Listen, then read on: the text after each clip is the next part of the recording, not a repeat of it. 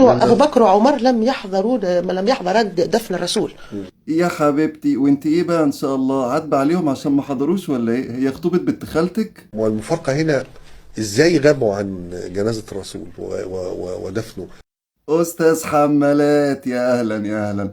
اه تخيل سيدنا ابو بكر وسيدنا عمر ما حضروش. شوف يا اخي، اتفضل اتفضل اخبطني في السقيفة، تعال لي في السقيفة عشان احط لك طحينة. وهل غيبوا بمعنى انه لم يكن يعرفوا؟ لم يكن يعرفوا؟ مين اللي لم يكن يعرفوا؟ سيدنا ابو بكر الصديق وسيدنا عمر ابن الخطاب لما الرسول اتوفى ما كانش يعرفوا؟ ما قالوا لهمش؟ ما بعتوش على الجروب ولا ايه؟ او ولا كانوا مشغولين في الصراع السياسي؟ اعرف عمن تتكلم يا هذا. اسمها كانوا مشغولين بعدم فرط عقد المسلمين، عشان المسلمين عقدهم ما يتفكش.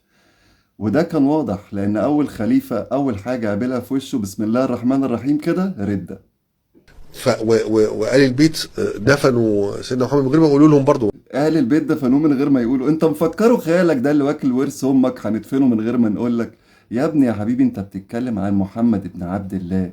بجد والله الواحد مش عايز يقل ادبه عليكم، يعني الواحد محترم نفسه ومحترم رسوله. يعني انا واحد من اتباع محمد ابن عبد الله، من اتباع واحد على خلق عظيم، فمش عايز اغلط فيكم، انما انتوا حلال يتغلط فيكم. بس انا محترم نفسي، محترم متابعيني، محترم رسولي، محترم ديني، انما انتوا حلال فيكم الغلط والله، بس احنا اللي ساكتين. المفروض تخرج آلاف المدينة في جنازته وتشييعه، يصلى عليه في مسجده صلاة يحضرها الآلاف. ده في جنازة عبد الحليم بقى الكلام ده. يعني انت قاعد انت والحلنبوحة اللي معاك دي قاعدين تناقشوا وتتكلموا في وفاة اشرف خلق الله، سيد الثقلين، خير من وطأت قدمه هذه الارض، قاعدين تتكلموا عنه. تمام. والدفن يا حبيبي، سيدنا رسول الله صلى الله عليه وسلم اولا لا يغسل، تمام، وهو بيتدفن في مكانه زي ما هو كده. يعني ده دي ما يعني انت عشان تناقشوا موضوع زي ده المفروض دي ابسط معلومة تكونوا عارفينها. رسول الله، تمام، لا بيتغسل ولا حتى بيتكفن، يعني ما بيتحطش في كفن، هو زي ما هو كده في ملابسه اللي مات فيها بيتدفن في المكان اللي هو فيه مكان ما مات. انتوا ايه يا اخي؟ ايه قلة الادب والقرف بتاعكوا ده؟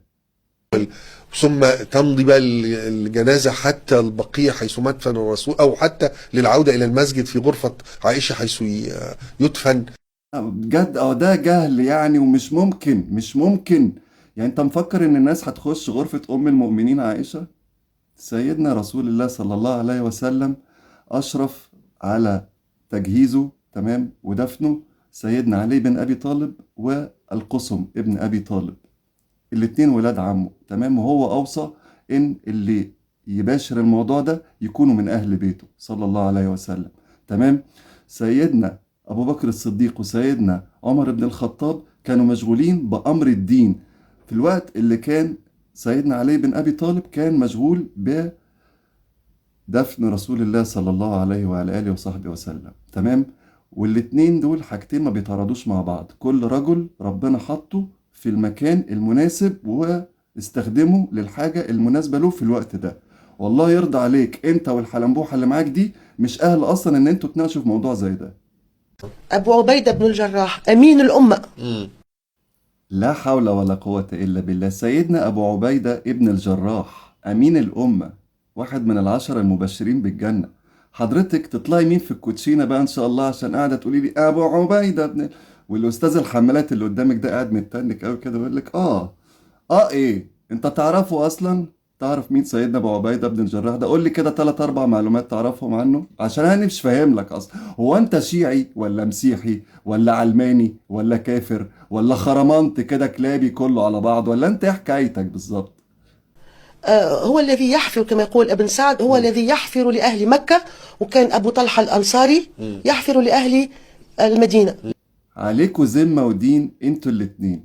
انتوا في حد فيكوا صلى الظهر؟ بجد والله حد فيكوا انتوا الاتنين صلى الظهر العصر اي حاجة النهاردة؟ في حد فيكوا صلى النهاردة ركعة واحدة بس وتر حتى؟ يعني انت عايزة تدخلي سيدنا ابو عبيدة بن الجراح أوضة ام المؤمنين عائشة عشان يحفر؟ ده سيدنا عمر بن الخطاب ما دخلهاش غير وهو جثة عشان يتدفن فيها.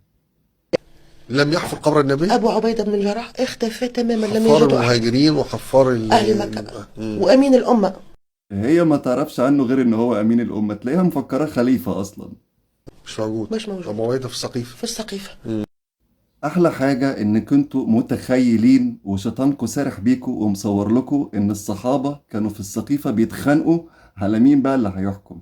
يعني سيدنا ابو عبيده بن الجراح اللي انتوا بتتكلموا عنه ده، اللي كنتوا عايزينه يكون في اوضه ام المؤمنين عائشه، ده ابو بكر وعمر الاتنين قالوا له ابسط يدك نبايعك وما رضاش. يعني كل واحد بيدفعها عن التاني، وعمر وابو بكر الاتنين كل واحد فيهم قالها للتاني، وكل واحد فيهم عايز يبايع التاني، وكل واحد فيهم بيدفعها عن التاني.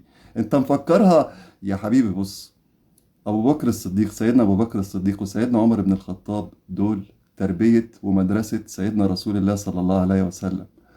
سيدنا عمر في مرة لما دخلوا على رسول الله، تمام، كان نايم في المسجد، فلقوا الحصر بتاع المسجد، الحصيرة معلمة في ظهره مطرح ما كان نايم عليها.